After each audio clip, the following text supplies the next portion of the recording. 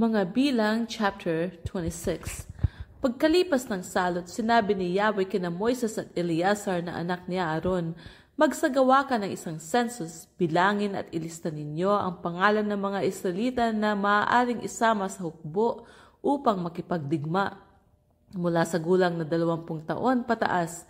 Dahil dito, tinipon nila ang mga pinuno sa kapatagan ng Moab sa tabi ng Jordan sa tapat ng Jericho. Binilang at inilista ang mga Israelita tulad ng iniutos ni Yahweh kay Moises. Ito ang listahan ng mga Israelitang umalis sa Ehipto.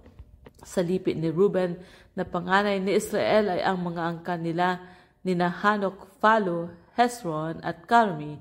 Ang mga angkang ito ang bumubuo sa lipi ni Reuben. Silang lahat ay 43,730. Ang anak ni Phalu ay si Eliab at ang mga anak ni Eliab ay sina Nemuel, Datan at Abiram.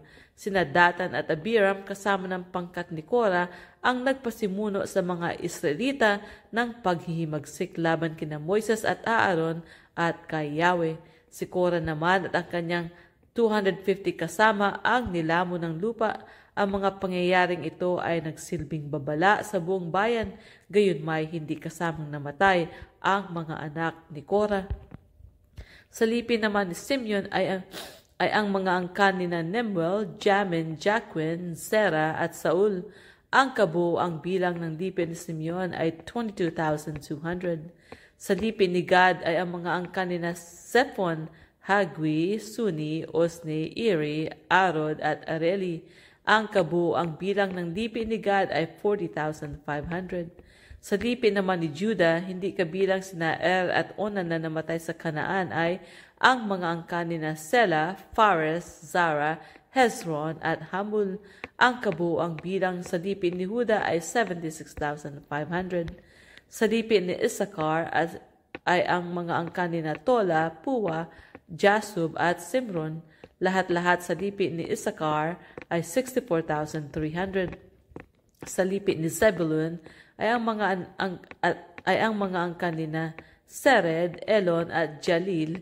Silang lahat ay 60,500. Sa lipi ni Josue na may 2 anak ay ang mga angkan ni Manases at Ephraim. Sa lipi ni Manases ay ang angkan ni Makir at ang anak nitong si Gilead. Ang angkan ni Gilead ay binubuo ng mga sambayan ni Jeser, Helek, Asriel, Shechem, Semida at Hefer. Si Silf-Lofihad na anak ni Hefer ay hindi nagkaanak na lalaki kundi panay babae. Sina Maala, Noah, Hogla, Milka at Tirsa. Lahat-lahat sa angkan ni Manases ay 52,700. Sa lipi ni Ephraim ay ang mga angkan ni Sutela, Beker at Tahan. Ito naman ang bumubuo sa angkan ni Sutela, si Eran at ang kanyang sambahayan. Ang kabuoang bilang sa lipi ni Ephraim ay 32,500. Ito ang mga angkang nagmula sa lipi ni Josue.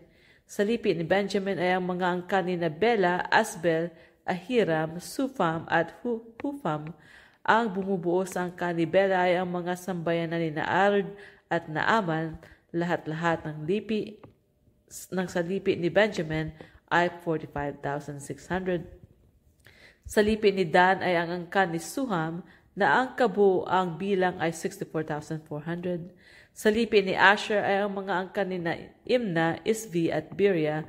Ang angkan ni Biria ay bumubuo sa mga sambahayan ni Heber at Malkil. Si Asher ay may anak na babae na nangangalang Serah. Lahat-lahat sa lipi ni Asher ay 53,400. Sa lipi ni Naphtali ay ang mga angkan ni Jazil, Guni, Jeser at Selem. Lahat-lahat sa lipi ni Naphtali ay 45,400. Ang kabuoang bilang ng mga Israelita ay 601,730. Sinabi ni Yahweh kay Moses, hatiin mo ang lupain ayon sa laki ng bawat lipi. Malaki ang kaparte ng malaking lipi at maliit ang sa maliit na lipi. Ang kaparte ng bawat lipi ay ayon sa dami ng kanyang bilang. Ang lupain ay hahatiin sa pamamagitan ng palabunutan sa pangalan ng bawat lipi. Ang pagtatakda ng kaparte ng bawat lipi ay may dadaanin sa palabunutan. Ang lipi naman ni Levi ay binubuo ng mga angkan ni Gershon, Kohat at Merari. Kabilang din sa liping ito ang mga sambahayanan ni Libni, Hebron, Mali, Musi at Kora. Si Kohat ang ama ni Amram na napangasawa ni Jochebed na kabilang din sa lipi ni Levi. Isinilang si Jochebed sa Ehipto, naging anak nila sina Aaron, Moises at Miriam. Naging anak naman ni Aaron sina Nadab, Abihu, Eleazar at Itamar. Sina Nadab at Abihu ay namatay nang sila'y gumamit ng apoy na di karapat-dapat kay Yahweh.